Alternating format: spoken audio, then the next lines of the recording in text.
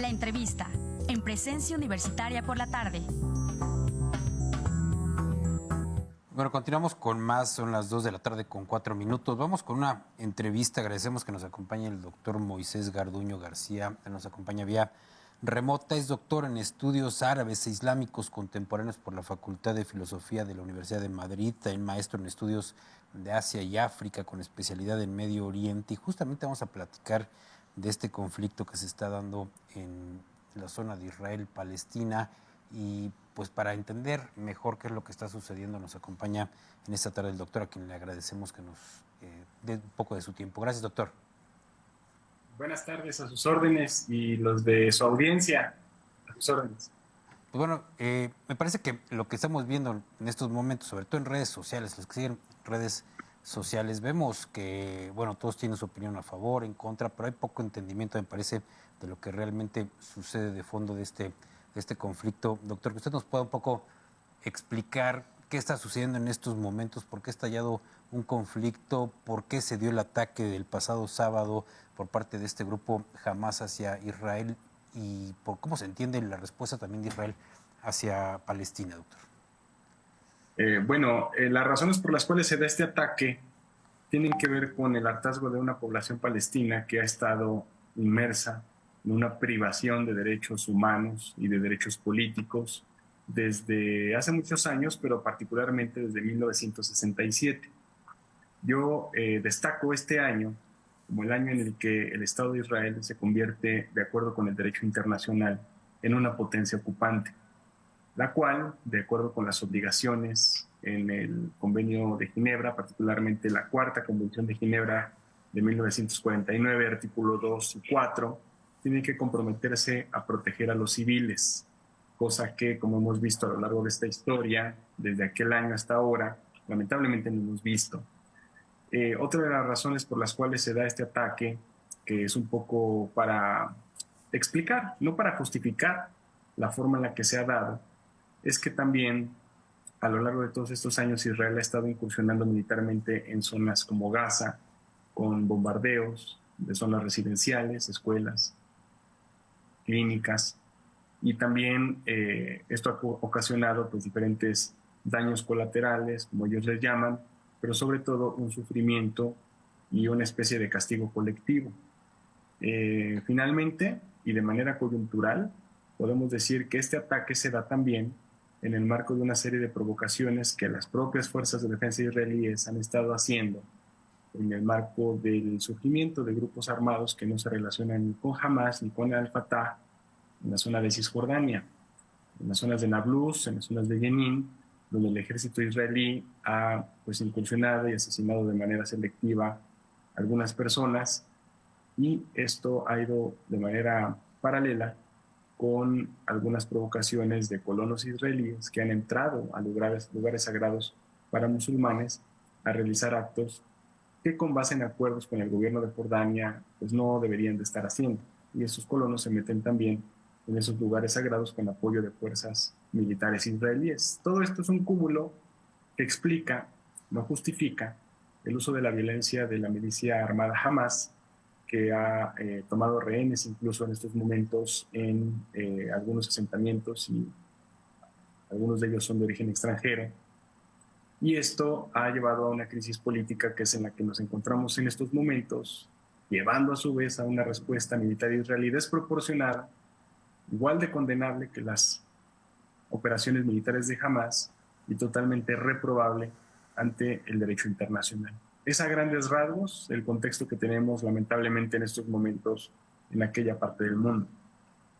Ahora, tomando en consideración pues esto que también nos comenta, también otra de las preguntas que también se hace por parte de la ciudadanía, incluso pues para entender pues todo este fenómeno, también se nos pudiera platicar acerca pues de estos principales puntos de conflicto pues que justamente tienen los palestinos y los israelíes, también tomando en consideración pues esta disputa, ¿no?, que se tiene también acerca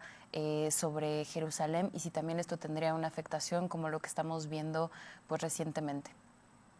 La disputa en particular y de manera concreta es la cuestión del territorio.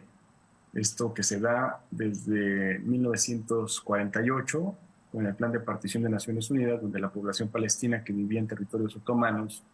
al haber sido perdidos a mano de los británicos después de la Primera Guerra Mundial, el mandato británico permite una serie de oleadas migratorias que con el paso del tiempo van a ir desplazando a poblaciones palestinas, digamos, indígenas de esas zonas, particularmente en las zonas que hoy vemos ocupadas por parte del Estado de Israel.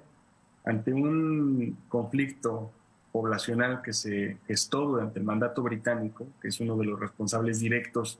de este problema, porque este problema debió haberse pasado al Consejo de Administración Fiduciaria de Naciones Unidas, que es el órgano que se dedica a administrar territorios pendientes de descolonización. Nosotros tuvimos una serie de conflictos entre palestinos e israelíes en 1948, cuando por una parte Israel proclamó el Estado de Israel en mayo, y los palestinos catalogaron ese evento como la gran catástrofe, llevando a cabo, por ejemplo, el origen de lo que hoy conocemos como el problema de los refugiados palestinos, personas que salieron de sus hogares expulsadas y a partir de ese momento encontraron un hogar temporal en países cercanos de la zona, Egipto, Siria, Jordania, Líbano. Y a partir de ese momento todo se recrudeció con la ya citada ocupación militar de 1967, en donde la violencia recrudeció el statu quo y la vida de las personas que viven ahí. En esa ocupación de 1967, Israel también ocupó Jerusalén Oriental, que es una parte muy importante para todos, musulmanes, judíos, cristianos, incluso yo diría para ateos. Es una tierra sumamente enigmática, importante, económicamente también es muy importante, siempre lo ha sido, y ahora desde el 67 empezó a estar ocupada por parte de Israel, e incluso fue parte también de un problema histórico entre diferentes milicias que han intentado decir que Jerusalén Oriental es la capital de Palestina, de un futuro Estado palestino independiente, mientras Israel pues la mantiene ocupada. El Plan de Partición de Naciones Unidas establecía que Jerusalén iba a tener un estatus internacional. Eso hay que considerarlo todavía para los tiempos que corren, porque un estatus internacional implica ver a Jerusalén no como un territorio en disputa, sino como un territorio ecuménico que pudiera congregar a diferentes partes del conflicto, considerando la religiosidad y la importancia que tiene ese lugar para conseguir una paz verdadera y justa para todos y todas. En ese sentido, la importancia de Jerusalén es alta, pero las condiciones en las que se encuentra, incluso también el gobierno actual de Israel ha aclamado que es la capital histórica de Israel, pues eso complica, sobre todo esto que todos quisiéramos y desearíamos que fuera un lugar económico de convocatoria, más que de problemas políticos y militares. Ahora, doctor, ¿qué escenarios son los que usted ve posibles en este conflicto? Por ahí se decía que una de las intenciones, o lo decía el mismo Israel, que una de las intenciones pues, era borrar y acabar con Hamás, pero también esto algunos lo consideran que puede ser también borrar a los palestinos, prácticamente borrar ese territorio de los palestinos. ¿Eso es posible? También usted ve la posible intervención de algunos otros países en este conflicto y una escalada que puede ya no ser nada más local o regional, sino ir más allá a nivel internacional. Bueno, a mí me parece que a pesar de que hay una serie de discursos como estos que aparecen en medios de comunicación que son, digamos, intencionados para crear discursos de mutuo odio o de mutua exclusión, deberíamos de ver el análisis considerando las posibilidades que hay para desescalar el conflicto. Evidentemente todo es posible. De hecho, en estos momentos hay cerca de 380,000 personas desplazadas que han perdido su casa en Gaza. Eso es algo sumamente terrible y muy cercano a lo que ocurrió en varios masacres a partir de la historia y en la desaparición de pueblos enteros. No hay que desear eso, evidentemente. Es una posibilidad que se puede gestar en el terreno, pero también hay otras que tienen que ver con la gestión de aparatos de mediación, de conciliación, de intercambio de prisioneros, que pueden ayudar a desescalar el conflicto antes de que esto se recrudezca más. Estos discursos que aparecen sin contextualización pueden coadyuvar a una confusión de la audiencia, les puede ayudar a pensar de que tal vez se trate de un conflicto religioso o ideológico. Esto no es así. El conflicto es meramente territorial, político. Obviamente está acompañado de diferentes narrativas religiosas, como las que vemos, algunas más moderadas que otras más extremistas que otras. Pero hay que llamar, en lugar de utilizar un vocabulario político de exterminio, de desaparición, que bien utilizan los actores políticos encontrados de ultraderecha en Israel y los más extremistas en el lado de Hamas, la gran mayoría de la población israelí y palestina han pensado en tener más que eso, una coexistencia pacífica, pero eso es lo que no se ve en los medios de comunicación. Y eso es justamente a lo que nos dedicamos en las universidades, en la academia, a tratar de investigar pistas analíticas para trazar esas formas de paz, pues que vienen de la sociedad civil, organismos como B'Tselem, como Al-Haq, como Jewish Voice for Peace, como Breaking the Silence, organismos de padres y madres que han perdido hijos en la guerra de ambos lados, ahora se unen para que ya no, otras familias ya no pierdan más, pero como eso no vende, eso no aparece en los medios de comunicación, que se comportan como compañías que aspiran a tener un capital mayor, y en ese sentido el capital de muchas compañías mediáticas pues es la audiencia, el rating,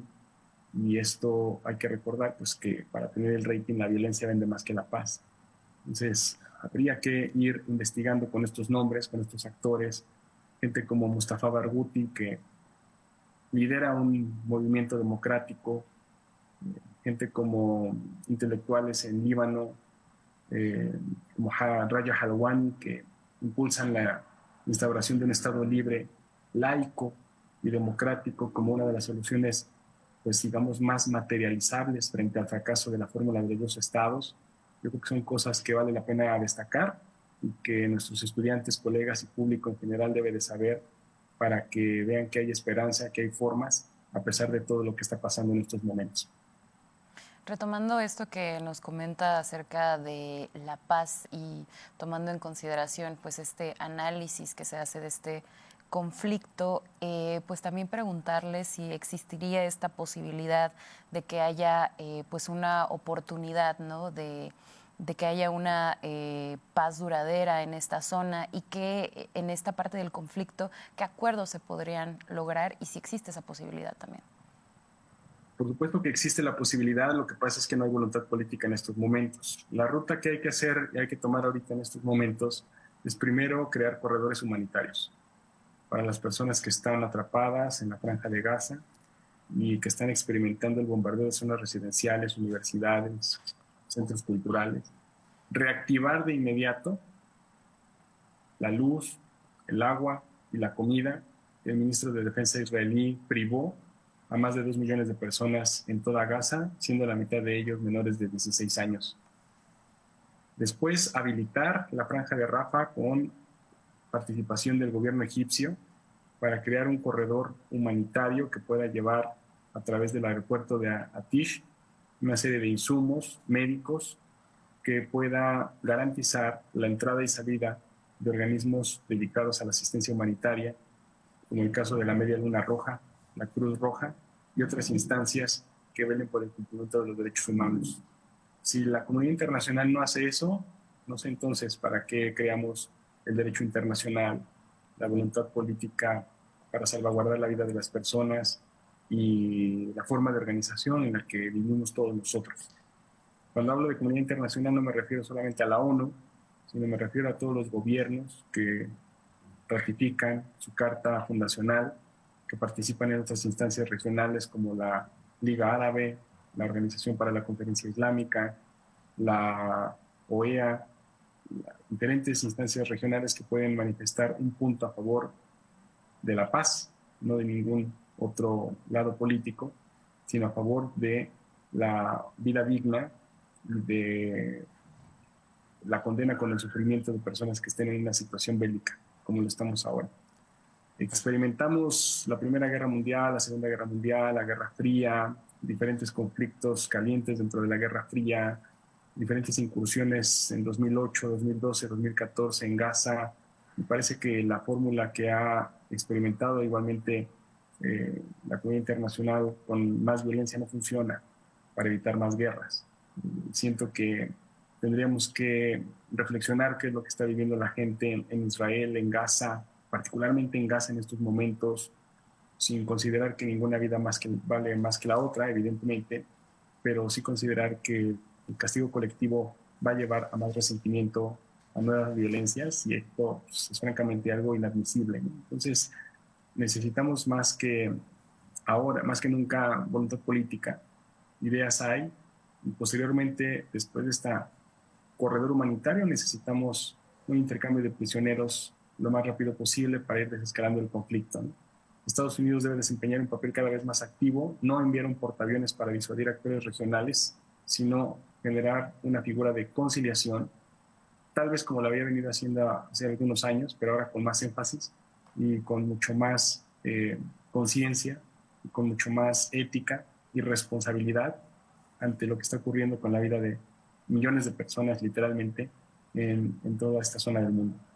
Perfecto, doctor. Pues ahí quedó muy claro el mensaje sobre lo que está sucediendo y sobre lo que debemos de buscar como ciudadanos, como habitantes del planeta, que es pues no estar ni de un lado ni otro de este conflicto, sino buscar pues, todos justamente lo que usted dice, mediar para llegar a un acuerdo, para llegar a la paz y para evitar la guerra en todos los sentidos. Pues gracias, doctor, por estar con nosotros en esta tarde. Muchas gracias por toda la explicación amplia que nos dio sobre este tema. Le agradecemos mucho. Muchos saludos a ustedes, a su audiencia, y quedo a sus órdenes. Gracias por todo. Gracias al doctor Moisés Garduño García, quien es doctor en estudios árabes e islámicos contemporáneos. Continuamos con más